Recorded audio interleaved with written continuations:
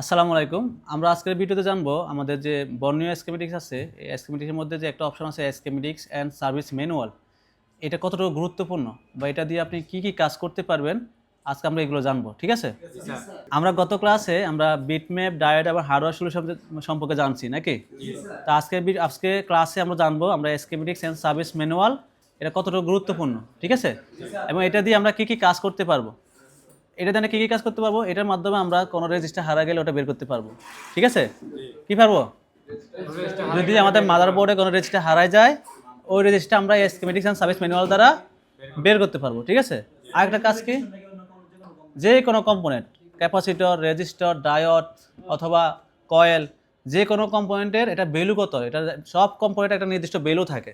ঠিক আছে? একটা মান থাকে নির্দিষ্ট, জিএ ভ্যালু না কিন্তু। রেজিস্টারের একটা নির্দিষ্ট ভ্যালু থাকে না, সব কম্পোনেন্টের এরকম নির্দিষ্ট একটা মান থাকে। এই মানটা আমরা এখান থেকে বের করতে পারবো স্কিমেটিক থেকে। ঠিক আছে?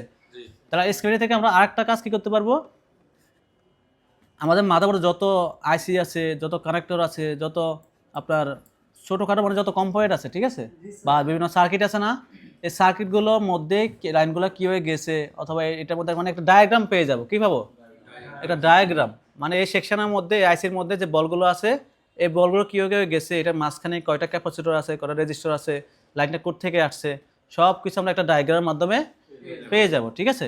তো আমরা যদি স্কিমেটিকের মধ্যে যাই, এখানে কয়টা অপশন আসছে? দুইটা অপশন। একটা আছে কি লেআউট। এখন লেআউটের কাজ কি দেখেন, আমরা যদি লেআউটে যাই, লেআউটে যাওয়ার পর দেখেন আমরা এখানে প্রত্যেকটা আইসি কম্পোনেন্টের একটা সিরিয়াল নাম্বার পাই। কি পাই? এখানে যে কোড নাম্বারটা আছে এটা মডেল নাম্বার না, এটা কি, এটা সিরিয়াল নাম্বার অথবা এটাকে আইডেন্টিটি নাম্বারও বলতে পারেন। কি নাম্বার? আইডেন্টিটি। আমরা এখানে ক্লিক করলে আমরা ক্যাপাসিটরটা পাবো, পাওয়ার পরে এটা আমরা আইডেন্টিটি পাবো, মানে এটার মধ্যে এটা কত মানের, এটা কত ভোল্টেজ, এটা শক্তি কতটুকু, ঠিক আছে, সব কিছু আমরা পাবো। যেমন আমরা একটা ক্যাপাসিটর যদি বের করি, C607 আছে না, C607, আমরা কোথায় যাবো? দ্বিতীয় অপশনে যাব। কোথায়? স্কিমেটিক্সে যাব। এখানে তো যার যাই, তার মানে যার সার্চ বক্সে কি লিখবো? C607 লিখছে। এখানে সার্চ দিই, আসছে না এখানে?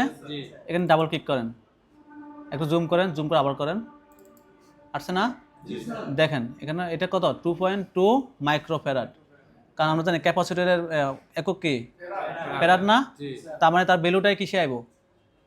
ফ্যারাড আইব। ঠিক আছে? রেজিস্টারের একক কি, ওহমস, এই জন্য তার ভ্যালুটা কিসের? ওহমসের। তাই এখানে কত, 2.2 মাইক্রোফ্যারাড। আর এখানে লেখা আছে কি এনসি, মানে এর কোনো কানেকশন নাই। বুঝতে পারছি? মানে ক্যাপাসিটরের কোনো কানেকশন নাই। এখনো বুঝেন নাই? তাহলে দ্বিতীয় কাজ কি, এভাবে আমরা মানে যে কোনো কম্পোনেন্ট হোক আমরা এভাবে তার নির্দিষ্ট যে মানটা আছে ওই মানটা বের করতে পারবো। ঠিক আছে? আর দ্বিতীয় যে কাজটা হচ্ছে, আমরা আমাদের এখানে যে সার্কিটগুলো দেখেন, এখানে MT6357 লেখা আছে, আছে না? এটা একটা কি আইসি? পাওয়ার আইসি। কি আইসি? পাওয়ার আইসি MT6357। কি বুঝছেন পাওয়ার আইসি? দেখেন এখানে একটা নাম্বার লেখা আছে, দেখেন U201B লেখা আছে। U201 বি বাদ দেন, U201 বি বলতে কি বুঝেছে? এখানে দুইটা পার্ট, এ একটা পার্ট আছে, বি একটা পার্ট আছে, মানে পাওয়ার সেকশনে। এমটি বলতে মিডিয়াটেক, এটা সিপিইউ। তো দেখেন U201 আমি কীভাবে বুঝছি এটা পাওয়ার আইসি? মডেল নাম্বার চিনে বুঝতে পারবো। যদি আপনি মডেল নাম্বার দেখে না বুঝতে পারেন, তাহলে এখানে কোড নাম্বার লেখা আছে না, U201। আমরা আবার লেআউটে যাই, এখান থেকে পাওয়ার আইসি দেখে দেখেন, এটা পাওয়ার আইসি না, অনেকগুলো বাক কয়েল আছে, এ দেখেন U201 পাইছে। তার মানে এটা কি আইসি? পাওয়ার আইসি। নাকি এখন বুঝেন নাই? এখন এই পাওয়ার আইসির মধ্যে দেখেন অনেকগুলো লেগ আছে না? এ দেখেন F15, C17, G14, এগুলো কি? এগুলো হচ্ছে যে আমাদের পাওয়ার আইসির মধ্যে যে বলগুলো আছে, এই বলগুলো সিরিয়াল নাম্বার। ঠিক আছে? আমি এটা বের করতে কীভাবে যেতে হবে? এখান থেকে বিট মেপে যেতে হবে। কোথায় যেতে হবে? বিট মেপে যেতে হবে।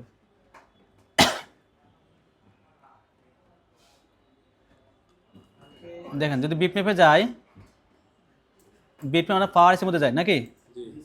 কই পাওয়ার আইসি কই? আচ্ছা, এই দেখেন পাওয়ার আইসির মধ্যে লেখা আছে S15, J14 আছে না? এই সিরিয়াল নাম্বারটাই আমাদের এখানে লিখে দিছে না? এমনকি এই লেগের মধ্যে কি কি আছে দেখেন, একটা ক্যাপাসিটর আছে, আর কিছু আছে না? তার মানে এটা কোন লেগ থেকে আসছে, কোন লাইন থেকে আসছে? এখানে লেখা আছে BS2 PMU আছে। আমরা এখানে ক্লিক করে তা আমরা ওখান থেকে দেখতে পারবো যে এটা কোন লেগ বা কোন আইসি থেকে আসছে।